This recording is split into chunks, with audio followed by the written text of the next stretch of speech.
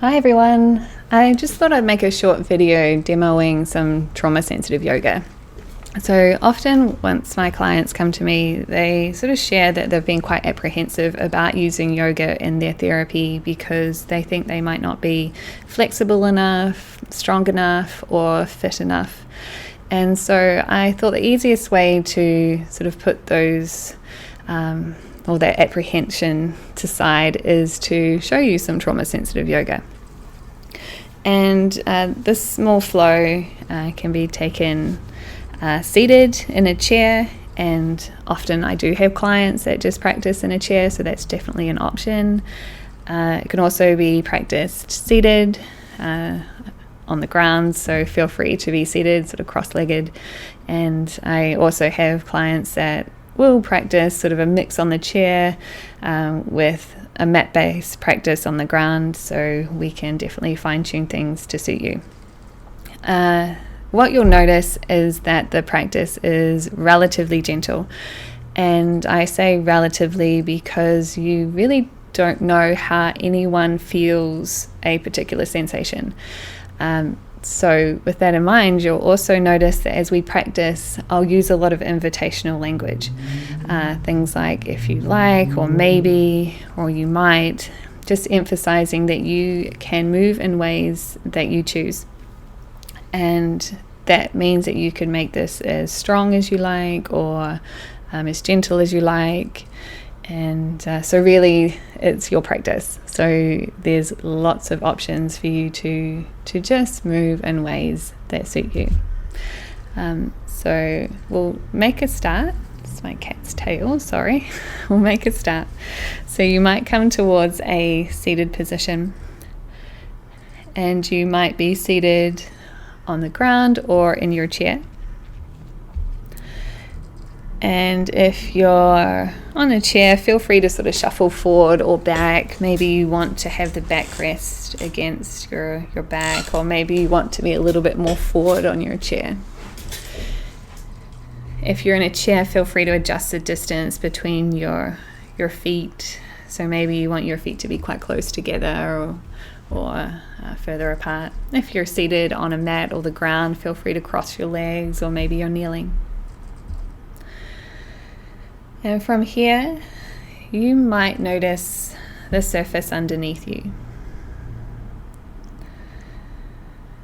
So you might notice areas of your body that are more in contact with the surface underneath you than others.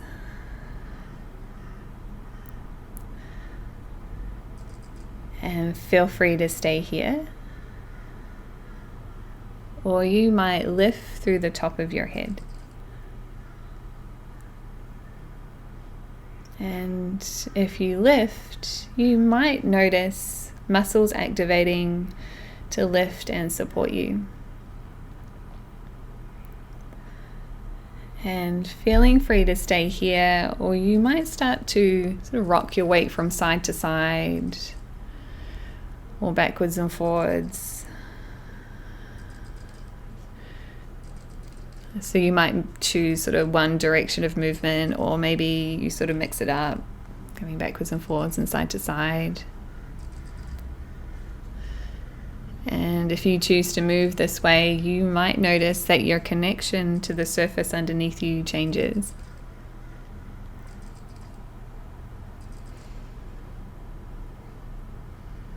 And feel free to stay here, or if you choose, you might come back towards your neutral seated position.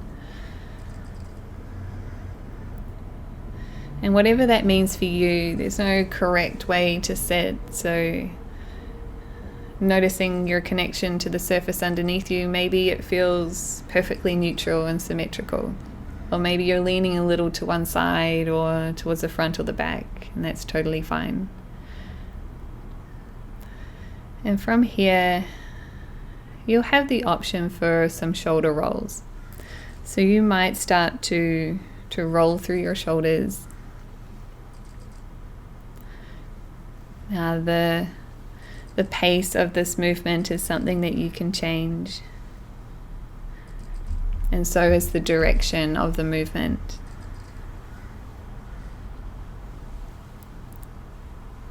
If you just want to move through one shoulder, you're welcome to.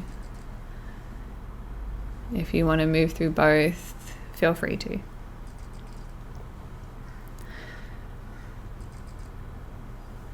You're welcome to continuously move, or maybe you find a place where you'd like to hold. And maybe staying for 3, 2, and 1. And you're welcome to stay here, or another option for shoulders, for your shoulders, might be bringing your hands towards the top of your shoulders. And feeling free to stay relatively still, or you might start to circle with your elbows. And these could be big circles or small circles. You might circle in one direction, or you might change directions. And maybe you feel sensation through your shoulder blades. You might feel them moving. You might feel sensation through your shoulders, maybe through your chest.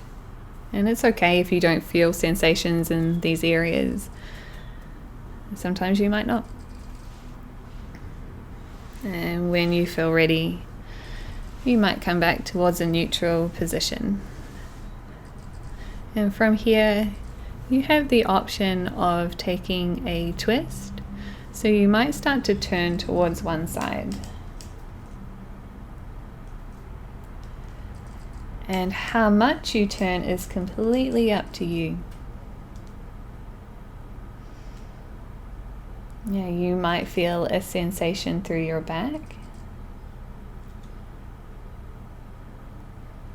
And you're welcome to stay here, or you might change the direction of your gaze. So you might gaze over your front or your back shoulder, or maybe somewhere in between. Feeling free to come out at any time, or you might stay here for 3, 2,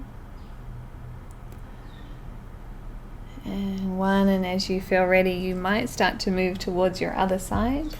You are welcome to take the same side twice, or you might start to turn towards your other side. You might feel a sensation through your back. And you're welcome to change your gaze. So maybe you gaze over your left or your right shoulder, or somewhere in between. And maybe staying for 3, 2, and 1. As you feel ready, you might come back towards neutral. And from here, to finish our practice, you're welcome to be relatively still, or maybe you want to move a little bit here. If there's any sort of shapes or movements that you want to take, feel free to. So that's a fairly typical sort of start to a trauma-sensitive yoga session. We often start seated, maybe a little bit of movement through shoulders and neck, and then from here we might go to standing, a little bit of standing poses or standing shapes as they're called in trauma-sensitive yoga, and then back towards seated on the mat or in the chair. So I hope that gives you some sort of insight into what to expect in our sessions. And we're starting back with in-person sessions this week, Thursdays at 6:30 p.m. They're held in Paddington, but we're also live streaming. So those sessions go for 60 minutes, and there's more information about those on the website. So thank you for watching, and I hope that was helpful, and hope you have a wonderful rest of your day.